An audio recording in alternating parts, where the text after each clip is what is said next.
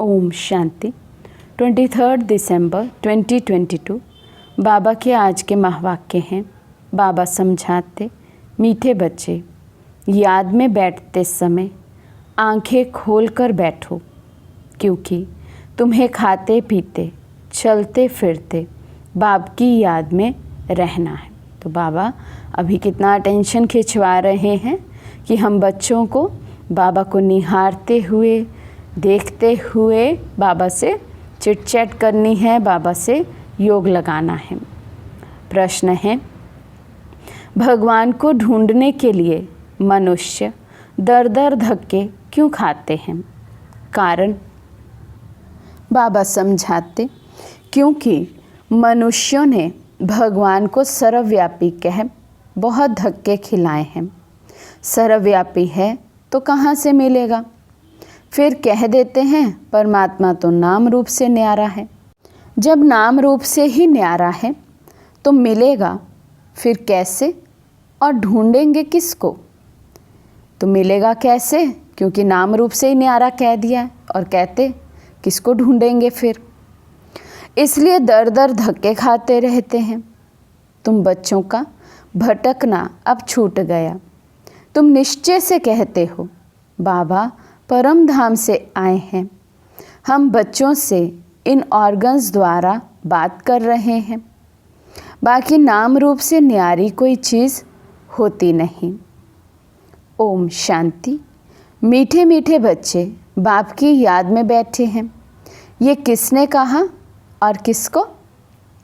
सभी आत्माओं के बाप ने अपने बच्चों आत्माओं से बोला। आत्माओं ने ऑर्गन से सुना कि बाबा ने क्या कहा। बाप ने कहा, अपने बाप को याद करते हो? क्या पूछा बाबा ने? अपने बाप को याद करते हो? बाप को याद करने के लिए क्या आंखें बंद करनी होती है? लौकिक बाप को कोई याद करते तो क्या आंखें बंद करके फिर याद करते? नहीं। लौकिक तो कोई भी संबंधी हो, उसकी याद तो ऐसे ही चलते फिरते काम करते भी आ जाती है। किसी की कोई बात याद आ जाती है तो वो भी जैसे उसको याद करना हुआ। तो बाबा कहते यहाँ फिर बाप को याद करना तो उसके लिए भी आंख बंद करने की आवश्यकता नहीं है। बच्चे जब बाप को याद करते हैं तो आंखें तो खुली हुई होती हैं। उठते बैठते चलते फिरते बच्चों को बाप की याद रहती है। आंखें बंद करने की दरकार नहीं। आत्मा जानती है कि मेरा बाप इन ऑर्गन्स से मेरे से बात करते हैं, परम धाम से आए हैं इस पतित पुरानी दुनिया को नई दुनिया बनाने। ये बुद्धि में है। आंखें तो खुली हुई हैं। बाबा बात करते हैं, तुम सुनते भी हो और याद में भी हो। कौन सुनाते हैं? परम पिता परमात्मा। उनका नाम क्या है? जैसे तुम्हारे शरीर का नाम है, वे बदलता रहता है। एक शरीर लिया, छोड़ा, फिर दूसरा लिया तो नाम भी दूसरा पड़ेगा। आत्मा का नाम बदलता नहीं है। बाप कहते हैं, मैं भी आत्मा हूँ, तुम भी आत्मा हो। मैं परम धाम में रहने वाला परमात्मा हूँ, इसलिए सुप्रीम आत्मा कहते हैं। सुप्रीम ऊंचे ते ऊंच को कहा जाता है। ऊंच आत्माएं भी हैं तो नीच आत्माएं भी हैं। कोई पुण्य आत्मा, कोई पाप आत्मा। बाप कहते हैं, मुझ आत्मा का नाम सदैव एक ही शिव है। नाम तो ज़रूर चाहिए ना। ना जानने के कारण कह देते हैं नाम रूप से न्यारा है, परंतु नाम रूप से न्यारी कोई चीज़ हो ना सके। जैसे आकाश है, कोई चीज़ तो नहीं है ना। पोलार ही पोलार है, उनका भी नाम तो है ना आकाश। बहुत सूक्ष्म तत्व हैं। अच्छा, उनसे भी ऊपर देवता रहते हैं, वे भी पोलार हैं, आकाश में बैठे हैं। फिर उनसे भी ऊपर और आकाश, उसमें भी आत्माओं के बैठने की जगह है, वे भी आकाश है, जिसको ब्रह्म तत्व कहते हैं। ये 3 तत्व हैं, स्थूल, सूक्ष्म, मूल। आत्माएं तो ज़रूर पोलार में रहेंगी ना, तो 3 आकाश हो गए। इस आकाश में खेल होता है तो ज़रूर रोशनी चाहिए। मूल वतन में खेल नहीं होता, उसको ब्रह्म तत्व कहते हैं। वहाँ आत्माएं निवास करती हैं। वे हैं ऊंचते ऊंच 3 लोक, अर्थात 3 मंजिल हैं दुनिया की। ऐसे नहीं सागर के नीचे कोई लोक है, पानी के नीचे फिर धरती है जिस पर पानी ठहरता है। तो ये है 3 लोक, साइलेंस, मूवी और टॉकी। साइलेंस अर्थात परम धाम, मूवी अर्थात सूक्ष्म वतन और टॉकी अर्थात ये साकार मनुष्य लोक। ये शिव बाबा बैठ समझाते हैं। क्या शिव बाबा को आंखें बंद कर याद करना है? बाबा कितनी बारी आज पूछ रहे हैं कि बच्चों को क्या बाप को याद करना नहीं आता है? बाप को याद करने के लिए क्या आंखें बंद करनी पड़ेंगी? नहीं। दूसरे लोग आंखें क्यों बंद करते हैं?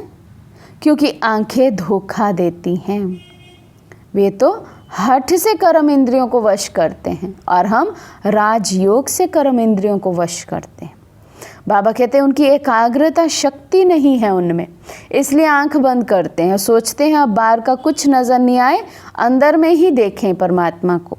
लेकिन यहाँ तो बाबा ने हमें कितना समझाया है कि आसपास कुछ भी होता रहे, भले खुली आंखों से दिखता तो सब है, लेकिन मन और बुद्धि उस तरफ आकर्षित ना हो। मन और बुद्धि केवल और केवल एक बाबा में लगी रहे। इसको कहेंगे राजयोगी। मनुष्य खुद कह देते हैं परमात्मा नाम रूप से न्यारा है, फिर कहते हैं पत्थर भीतर सब में है, 24 अवतार है, कछमछ अवतार है। वास्तव में है सब झूठ ही झूठ। ईश्वर को सर्वव्यापी कह कितना रोला कर दिया है। भक्ति मार्ग है ही धक्का खाने का मार्ग। मुझे भी पूरे धक्के खिलाते हैं। अब भगत भगवान को याद करते हैं कि हमको भक्ति से धक्कों से बचाओ। जब यहाँ आकर मिलते हैं तो कहते हैं बाबा हमने आपको बहुत ढूंढा, बहुत धक्के खाए, परंतु आप मिले नहीं।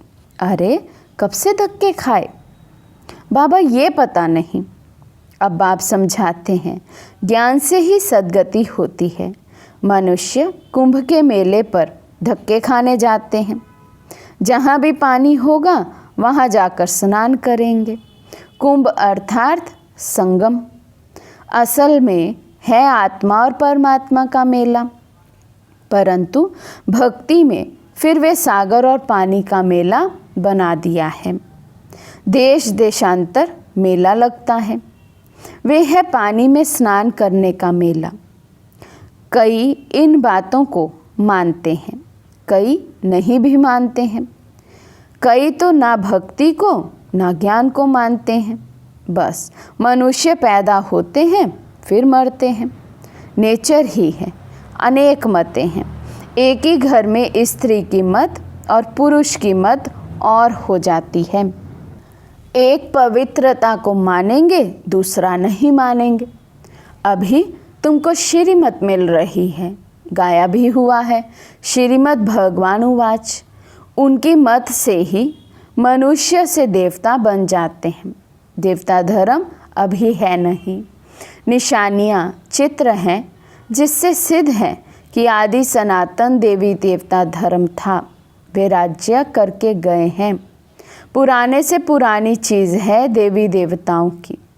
लॉर्ड कृष्णा कहते हैं वह तो कहेंगे गॉड श्री नारायण। तुम जानते हो लक्ष्मी नारायण का राज्य था जिसको वैकुंठ कहा जाता है।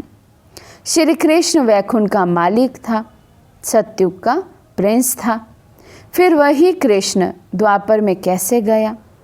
उसी नाम रूप से तो आ ना सके, वो तो चैतन्य था। उनके जड़ चित्र यहाँ है, परंतु वे आत्मा कहाँ गई ये कोई नहीं जानते। बाप बतलाते हैं आत्मा 84 जन्म लेते अभी यहाँ पाठ बजा रही है। भिन्न नाम रूप देश काल का पाठ बजाती आई है। आत्मा ही कहती है हम एक शरीर छोड़ दूसरा लेते हैं।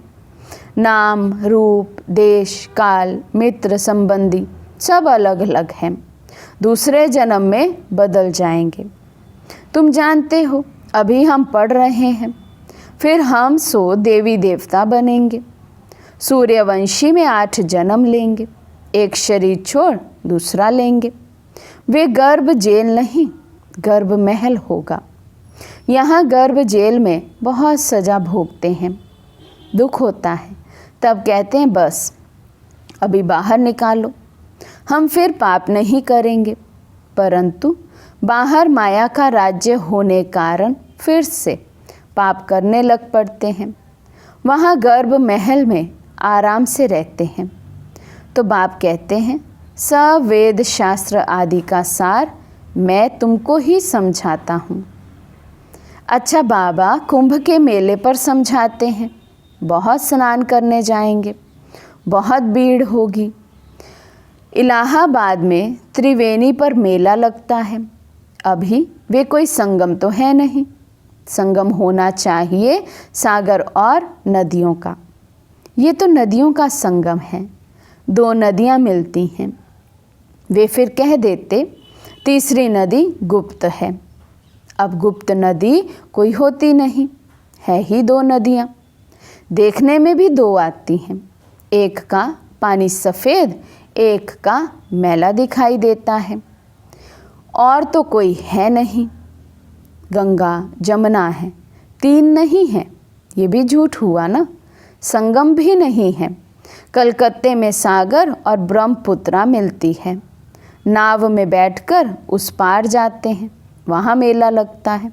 कितनी मेहनत करते हैं। तो बाबा भक्ति मार्ग के सब राज खोल रहे हैं, क्या होता है और क्या नहीं, क्या सच है और क्या झूठ है।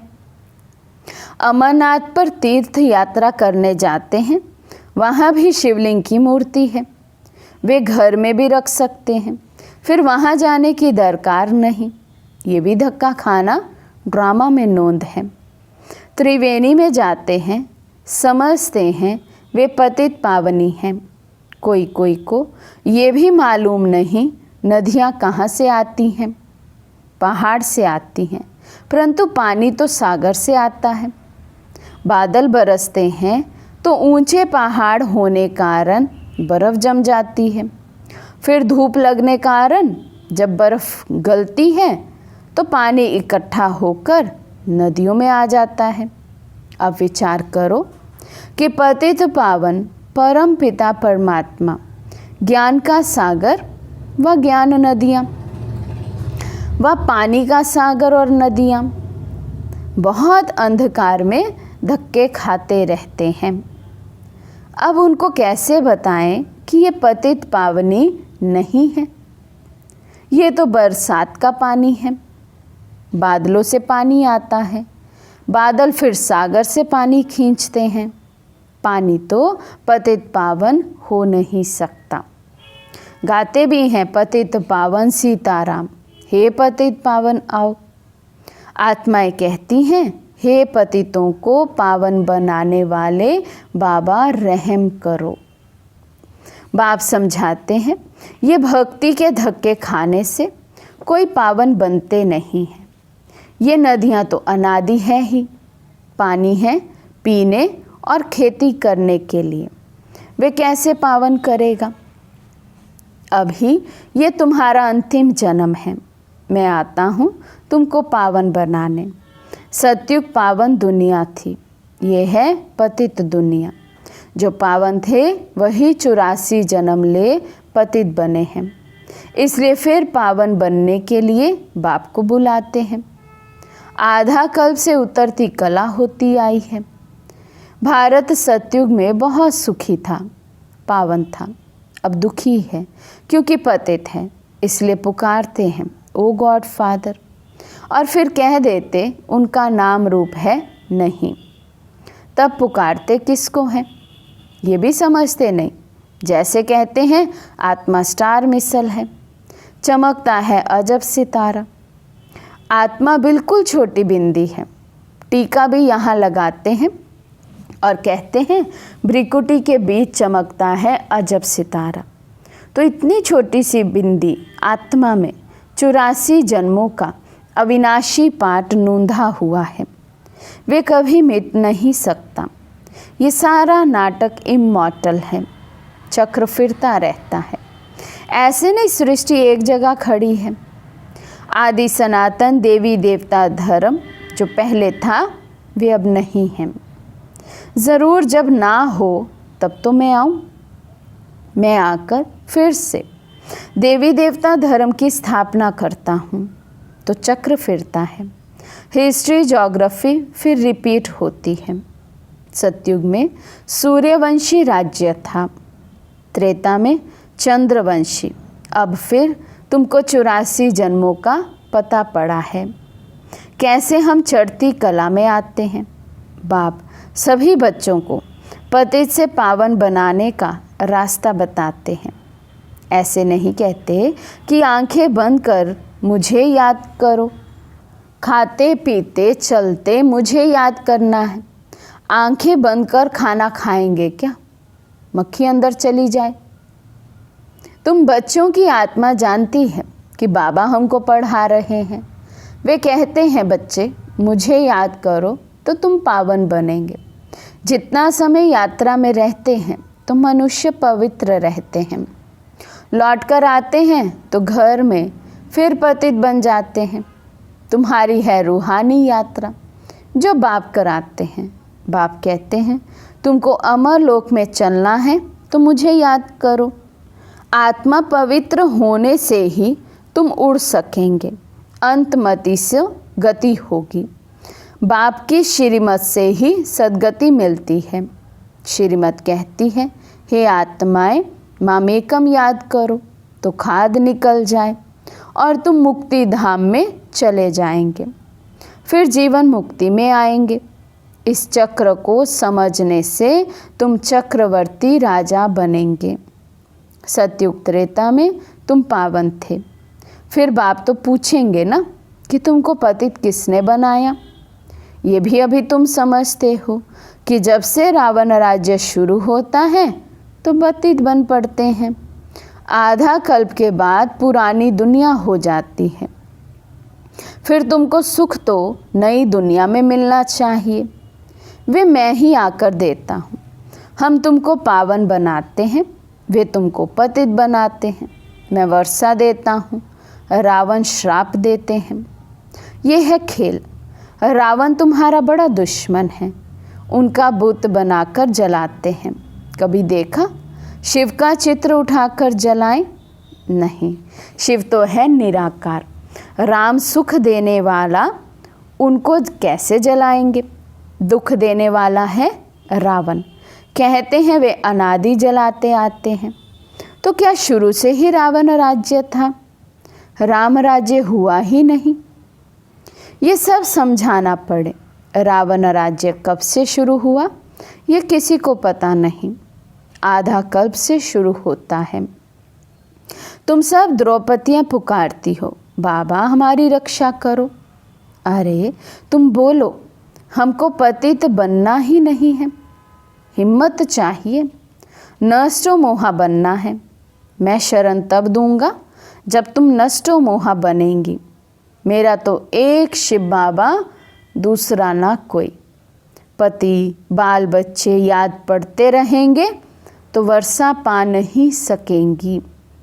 गृहस्थ व्यवहार में रहते हुए बाप को याद करो।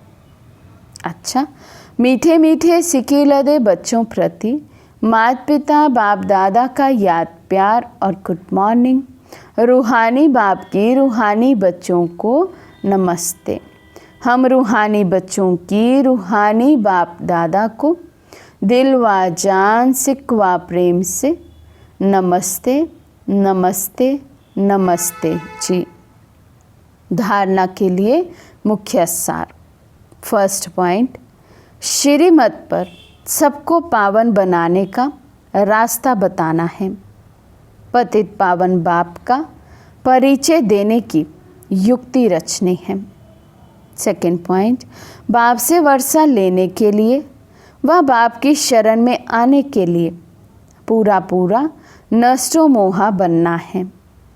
आँख खोलकर बाप को याद करने का अभ्यास करना है।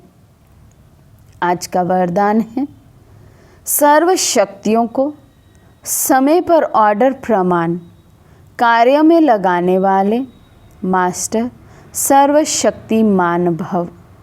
सर्व शक्तियों को समय पर ऑर्डर प्रमाण कार्य में लगाने वाले मास्टर सर्वशक्तिमान भव। मास्टर का अर्थ है कि हर शक्ति जिस समय आह्वान करो वो शक्ति प्रैक्टिकल स्वरूप में अनुभव हो। जिस समय जिस शक्ति की आवश्यकता हो उस समय वो शक्ति सहयोगी बने। शक्ति को ऑर्डर किया और हाजिर। ऐसे भी नहीं ऑर्डर करो सहन शक्ति को और आए सामना करने की शक्ति, तो उसे मास्टर सर्वशक्तिमान नहीं कहेंगे। जैसे शरीर की शक्तियाँ ऑर्डर में हैं, ऐसे सूक्ष्म शक्तियाँ भी ऑर्डर प्रमाण कार्य करें, एक सेकंड का भी फर्क ना पड़े। स्लोगन है, प्रसन्नता का आधार संतुष्टता की शक्ति है। प्रसन्नता का आधार संतुष्टता की शक्ति है। अच्छा, ओम शांति।